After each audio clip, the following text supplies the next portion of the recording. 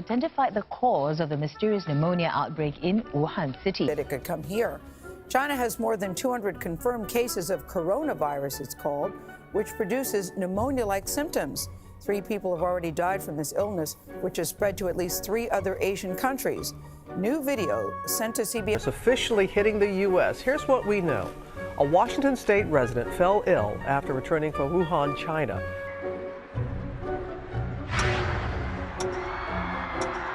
For Americans who are watching this, how serious is this? What's keeping you up at night or not keeping you up at night? Yeah, that's right. Well, the big concern, of course, is all the party goers are in the water right now, having a great time.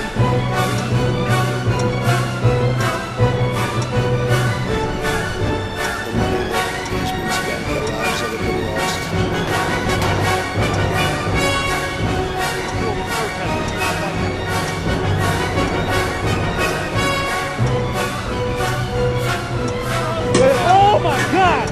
Declaration of state of emergency.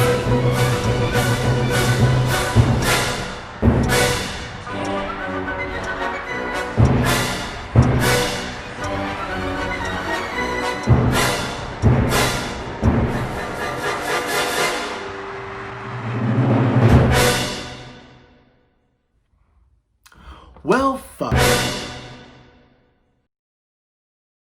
Well, the rumors are true. What the news sites have been reporting is accurate. I do have COVID. And because I'm going to be in this room for about 2 weeks, I figured there's nothing better to do than record a YouTube video. I know. The dedication in my craft truly is amazing. However, I think for all of us, it's pretty safe to say that 2020 has been a pretty shitty year. In fact, I don't even think the word shitty does it justice at all. We're all experiencing this new level of stress and anxiety that most of us aren't accustomed to. Whether it's losing one's job, trying to figure out how classes work in the middle of a fucking pandemic, having all of these events and concerts get canceled, or getting yelled at by a middle-aged woman because you politely asked her to put on a mask. And this fucking I Am Legend. That bitch talking. She's doing the same shit. We're all dealing with an insane amount of stress right now. I mean, hell, it's the reason I haven't made a YouTube video in several months. Wait, wouldn't you have a lot more free time being stuck at home, meaning your video production level should be higher than normal? So, with all this craziness, I think people just really want an escape. I mean, there's a reason Netflix subscribers were double what the projected numbers said they were going to be in April. It's because people want entertainment to not think about the fact that we're all living in that one Sims file where you destroy everything just to see what would happen. Streaming services are more popular than ever these days. However, in quarantine, I realized something. Television is really fucking depressing. I know, stop the presses, that may surprise a lot of you. And don't get me wrong, I know television has always been depressing, but right now, I really just don't want to see a guy get dissolved in a drum of acid. I want some good, solid fun. But I also don't want too much fun, right? I don't want something like Project X, Superbad, Dazed and Confused, because I don't want to think about the fact that I can't go out and party right now.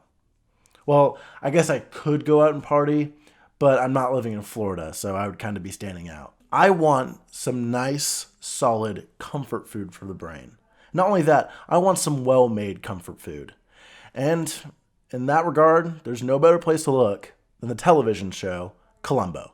When the moon hits your eye like a big pizza pie, that's Amore.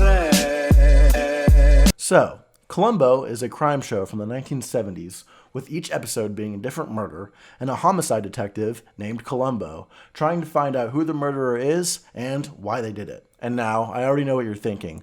Luke, I've seen a billion cop shows like this. What makes this one so different? And my response is, why don't you shut the fuck up? Because I was in the middle of speaking. What, are you just going to interrupt me this entire video or what? Sorry, I flew off the handle there. What I was going to say before you interrupted me is this show is very different. And the first reason for that is the overall structure of the show. So this show is different from so many other police shows in the fact that we know literally everything about the murder right from the get-go. Usually, the first 10 to 20 minutes of each episode is dedicated entirely to the actual setup and the eventual murder. You get these nice little vignettes where we learn everything about a character and the setup to the murder that they commit. Whether it is an author killing his partner because said partner wants to go in a different creative direction and doesn't want to necessarily sell out, or a wine aficionado killing his business partner because he doesn't quite appreciate the wine in the same way that he does. Did I mention that this show is full of douchebags? Because this show is chock full of douche. We always know the killer, how they killed them, and what their motive is. The hook of Columbo is not necessarily the details of the killing or who actually killed it. In fact, usually the killings are so airtight that the hook is, how are they not going to get away with this? It usually seems pretty much impossible that there's any possible way that these killers could get caught. But they always do. There are these little breadcrumb trails of evidence that are left behind, and like all great mysteries, the clues are right in front of you, but you just can't see them until they're pointed out by our brilliant main character. When the moon hits your eye like a big pizza pie, that's amore.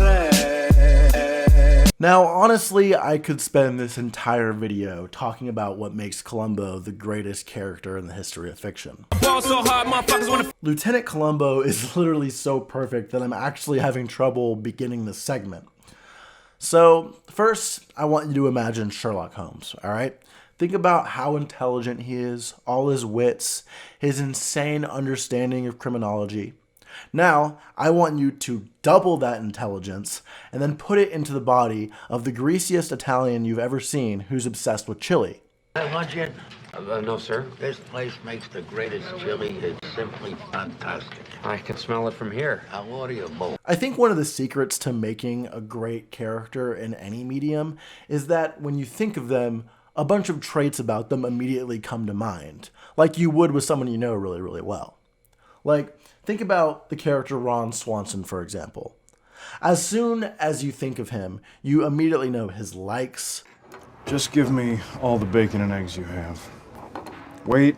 I worry what you just heard was, give me a lot of bacon and eggs. What I said was, give me all the bacon and eggs you have. His dislikes. There's only one thing I hate more than lying. Skim milk, which is water that's lying about being milk. And what he stands for. Categories include capitalism, God's way of determining who is smart and who is poor. Now, I want you to think about a character you don't really connect with, or a character that's forgettable to you. The reason these characters are so forgettable is that they don't really have anything that necessarily stands out. They're kind of just wheat toast with no butter. Now, Columbo is full of these said defining characteristics. He is very conventional. He listens when people speak. He doesn't judge. He's always eating food. Like, he's eating food a lot in the show, and I can really identify with that personally. Caviar. Smoked salmon. And foie gras? Well, thank you very much. It seems as though Mrs. Kennicott was having an affair, you see. Boy, this is delicious. I'll tell you what, if you don't mind, do you have any chili? Chili? Yeah, with beans or without beans, either way, it doesn't make any difference. He never ever insults people. He never gets physically violent with anybody. He drives a beat-up car that only he can start. Boy, you sure don't see very many more of these things around. I got over 100,000 miles on it. You take care of your car, it'll take care of you.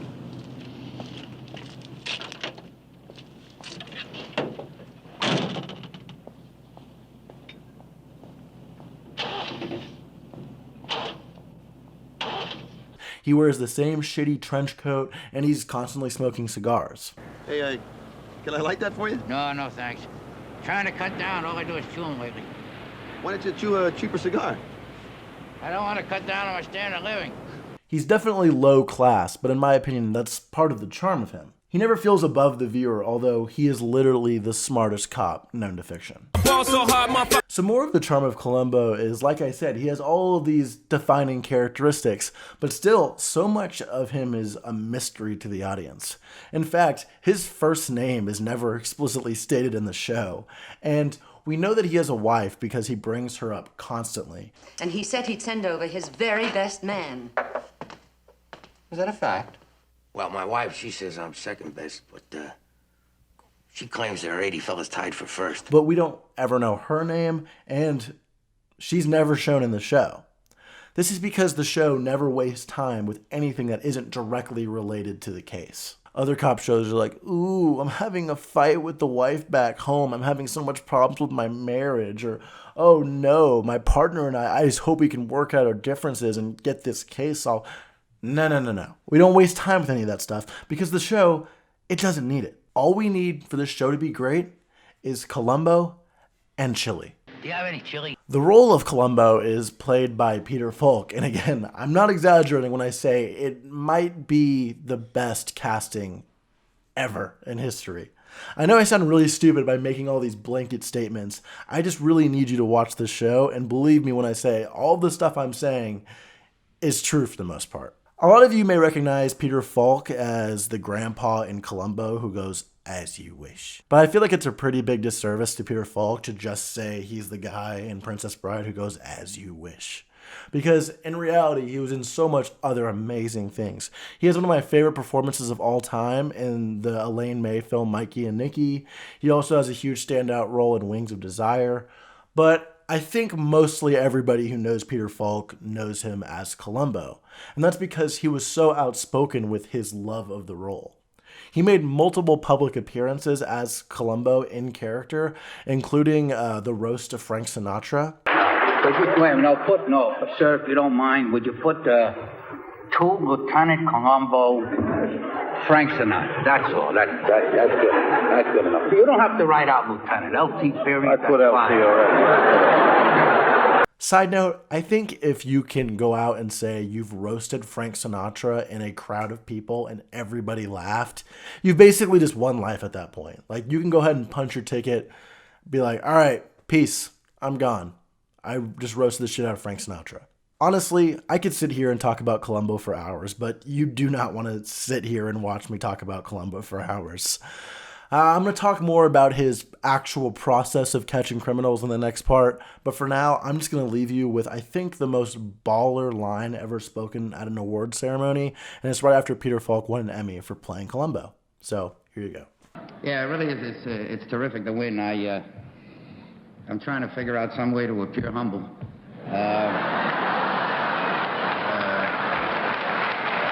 When the moon hits your eye like a big pizza pie, that's amore. In all entertainment, we like to feel that we are being related to, and that's why it's so important that we have such a real main character. In other cop shows, you have some unstoppable tank who can get shot 80 times, or we have fucking Donnie Wahlberg. Burgers make people happy. Burgers make people happy.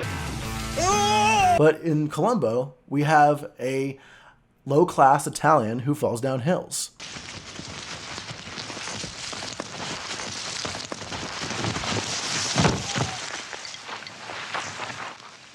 Lieutenant?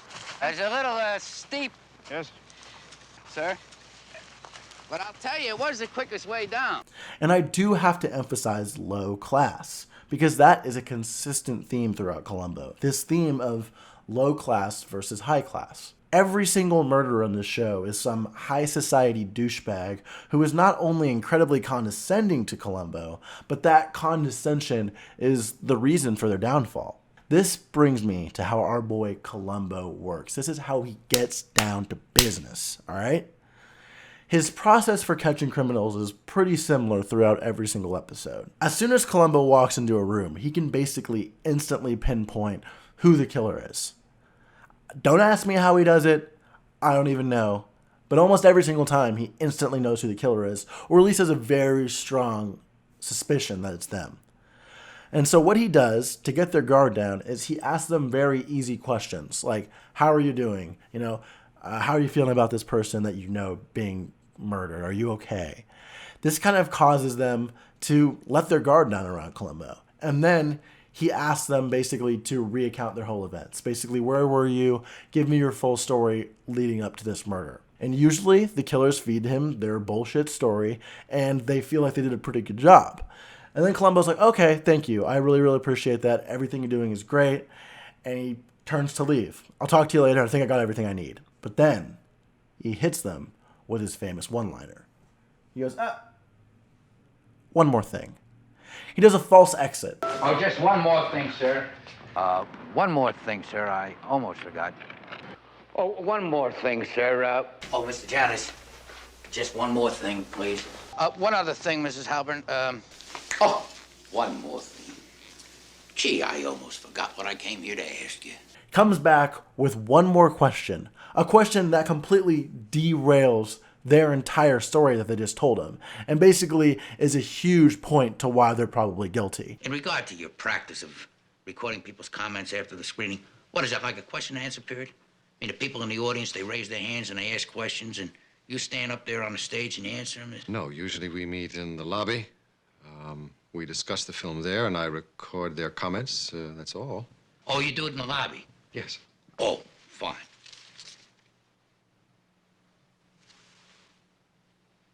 Gee, now that's peculiar. What is peculiar? No, it's peculiar that you would walk into the lobby. I see a man that was lying on the floor. He just got shot in the middle of all that excitement. Turn on a tape recorder. Then they kind of struggle to feed him this explanation. Oh, well, that's the reason I did that. Did it occur to you that I might have turned the tape recorder on before I went into the lobby, before I ever saw the body? As a matter of fact, I think I turned it on directly after the screening. And he pretends to believe them. He goes, okay, yeah, I'm sure that makes sense. And then he leaves. Well, that explains it. Thank you very much. He leaves these killers in their own pool of guilt and paranoia. And honestly, it's so satisfying to watch. Everyone over the age of 30 probably has an idea of the Columbo false exit. It's pretty famous. Hell, even the show Peep Show made a reference to it at one point. Well, obviously, April's at university now. Ah, of course. Of course she is. We were talking about that last time I saw her. Okay, thanks. Do a Columbo. Do a Columbo. Just remind me, which university was it April's gone to again? Peter Falk himself said that being caught by Columbo is like being pecked to death by a duck because it's very slow and inevitable. And these killers are seeing it happen. They're pretty aware of the fact that he's onto them, but they can't do anything about it. And at the end of some episodes, the killers are weirdly relieved that they're caught. Like, they're like, yeah, like, you got me. That's it. I'm going away. Please get this man away from me. I'm gone. And most cop shows have some epic gunfight-filled climax. And because of that, you almost become numb to it after a while. I mean, there's only so many episodes of Law & Order with some standoff. And you're like, okay, I know how it's going to go down. They're going to either get shot or they're going to go to jail. But Columbo, even though it has a very similar formula throughout each episode, you don't know how these killers are going to get caught. You don't know what bit of evidence is going to be the reason why they go to jail. And seeing that is just so engaging every single time. It's truly amazing.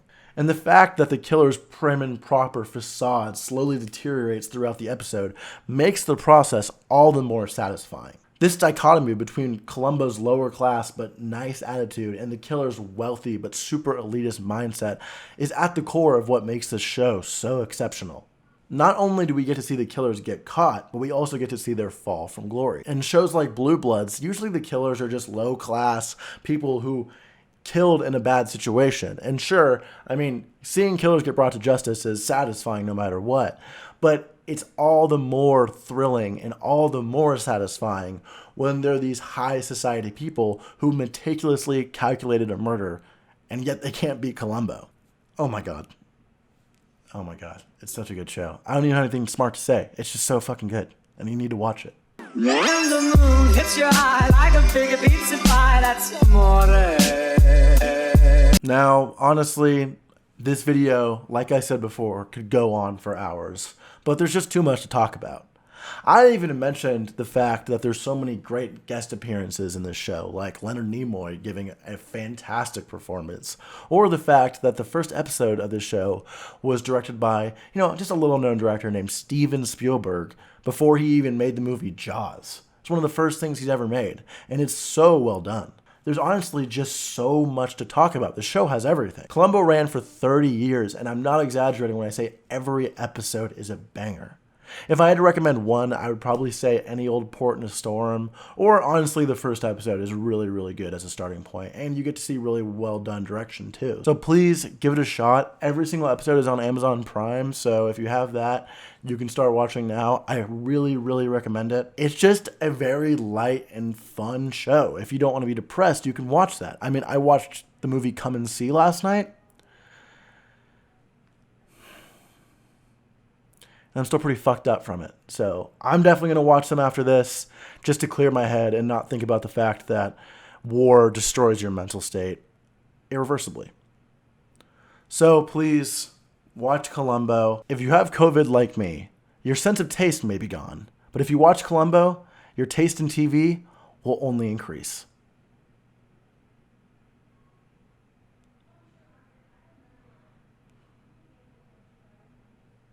All right, see ya. When the moon hits your eye like a big pizza pie, that's amore.